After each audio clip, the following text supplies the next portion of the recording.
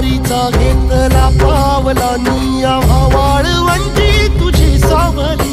गळा भेट घेण्या भीमेची निघाली तुझ्या नाम घोषात इंद्रायणी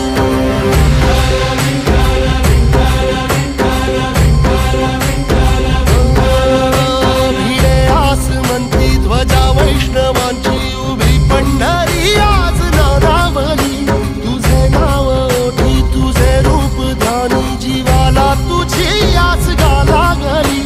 जरी बाप सारा